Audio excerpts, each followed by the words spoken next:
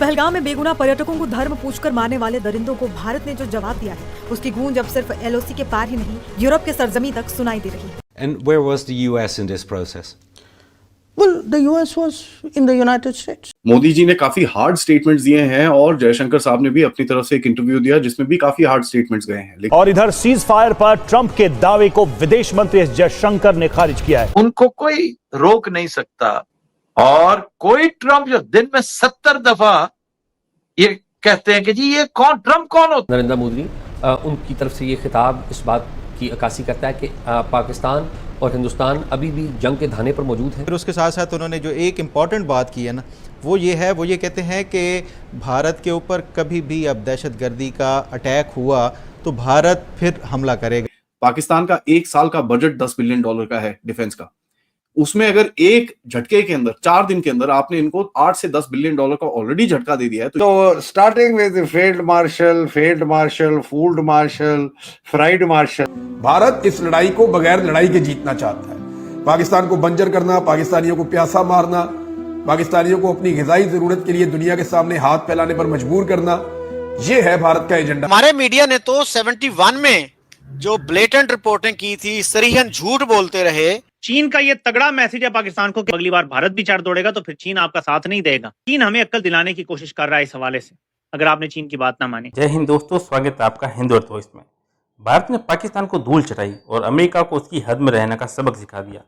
Operation सिंदूर में भारत की सैन्य कार्रवाई इतनी जबरदस्त थी कि पाकिस्तान के एयरबेस और डिफेंस सिस्टम ध्वस्त हो गए।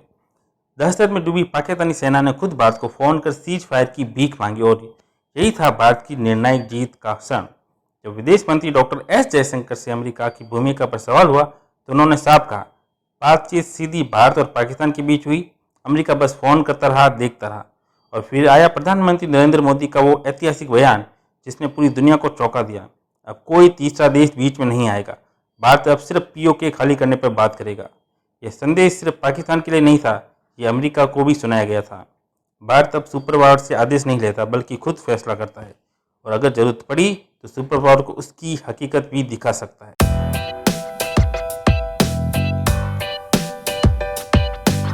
विदेश मंत्री एस जयशंकर इन दिनों यूरोप दौरे पर हैं। नीदरलैंड्स की मीडिया को दिए एक इंटरव्यू में उन्होंने साफ कहा कि भारत और पाकिस्तान के बीच जो सीज फायर हुआ वो भारत के दम पर हुआ, भारत की शर्तों पर हुआ, इसमें अमेरिका की कोई भूमिका नहीं। The cessation of firing and military action was something which was negotiated directly between India and Pakistan. We made one thing very clear to everybody who spoke to us, not just United States, but to everybody, saying, look, if the Pakistanis want to stop firing, they need to tell us. We need to hear it from them. Their general has to call up our general and say this.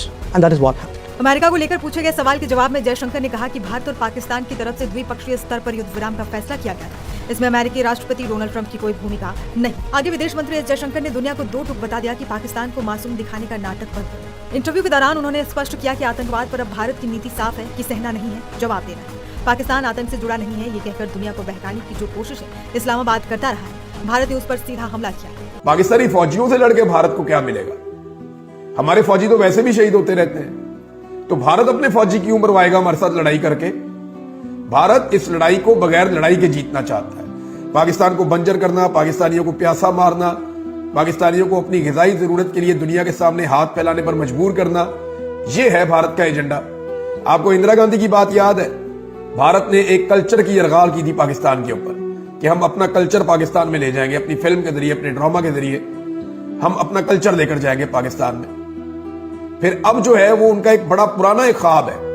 Bharat ने इसके ऊपर, उनके think tanks अक्सर बात करते रहते हैं, Pakistani think tank भी इसके ऊपर बात करते रहते हैं। जितने लोग समझते हैं दिफाई तज्जियाकार कि आखिरी लड़ाई अगर पाकिस्तान की होनी है भारत के साथ तो वो पानी के मसले के ऊपर होगी, क्योंकि पानी का मसला एक ऐसा मसला है जो दोनों मुल्कों के दरमियान शिद्दत इख्तियार कर जाएगा।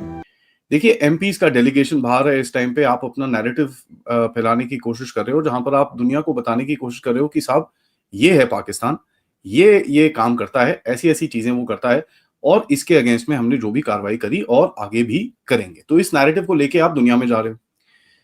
मेरे हिसाब से उसको स्टार्ट करना था। तो मोदी साहब ने जो कल एक बेसिकली फायर स्टार्ट दिया है, उसको फायर स्टार्ट का मतलब क्या, उसको एक आग लगाई है। पूरे नैरेटिव को सेट करने के लिए उन्होंने जो स्टेटमेंट्स दिए, ऑब्वियसली डेलीगेशन से मिलने से पहले दूसरी कंट्रीज के अंदर ऑलरेडी पहुंच गए होंगे कि यार ये मोदी साहब ने ऑलरेडी बोला है, prime minister has said all these things already.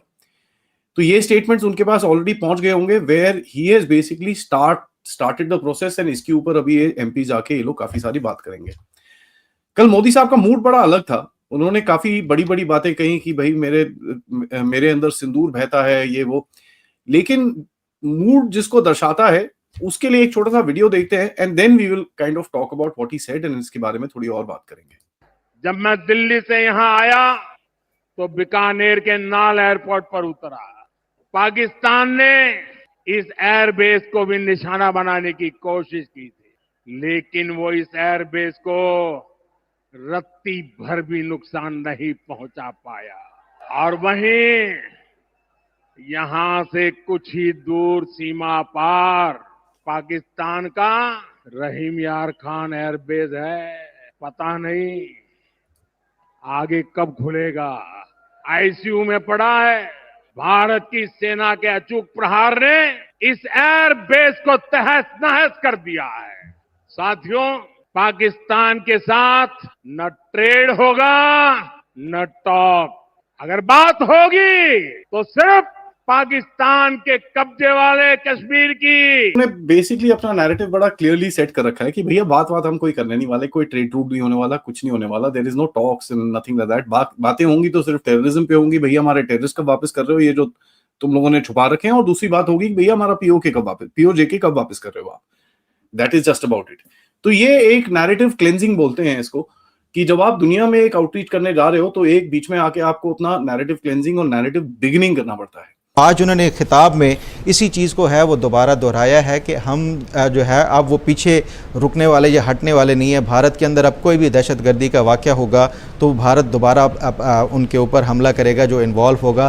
तो गोया ये जो भारत के अज़ाइम हैं एक तरफ, वो एक जो प्राइम मिनिस्टर हैं वो पब्लिकली उनके दोबारा से उन्होंने वो किया है कि जो एक अमन है वो एक लॉन्ग लास्टिंग, जो बज़ाहिर इसका लगता है इस रीजन में जो साउथ एशियन रीजन है उसमें शायद ये अब वो लॉन्ग लास्टिंग एक वो नहीं होगा। कभी भी छोटी सी एक चिंगारी भड़काई जाएगी, नॉन स्टेट एक्टर्स भी अगर ये चाहे वो उसमें हो, तो ये मेरा ख्याल है एक जो रीजन है ये इसको एक वोलेटाइल किस्म का इन्होंने वो बना दिया है। और ये जो मोदी की आज की तकरीर है उससे मैं नहीं समझता कि ये कोई अच्छे जो है वो कोई आगे फ्यूचर के लिए वो कोई नज़र आ रहे हैं। अब देखना हमने ये है कि इन बच्चों का बदला लेने के लिए हम कुछ करते हैं या सूखे इल्जाम लगाते हैं भारत के ऊपर। देखिए, भारत ने इल्जाम लगाया तो भारत चढ़ दौड़ा पाकिस्तान के ऊपर, हमारी एयर बेसिस पे चढ़ दौड़ा, हमारे उसने बच्चे शहीद कर दिए, 30 से 40 लोग जिसमें फौज के लोग भी शामिल थे और सिविलियन भी वो उसने मार दिए। पाकिस्तान अपने बच्चे मरवाता रहेगा, हमारे बच्चे कोई कमतर हैं किसी से? तो ये अब फील्ड मार्शल साहब आपका इम्तिहान है। फील्ड मार्शल तो आप बन गए हैं, लेकिन ये है असल इम्तिहान कि आप अपने बच्चों को अवेंज करते हैं या ये भी अफगानिस्तान या किसी और के खिलाफ कैंपेन का हिस्सा है।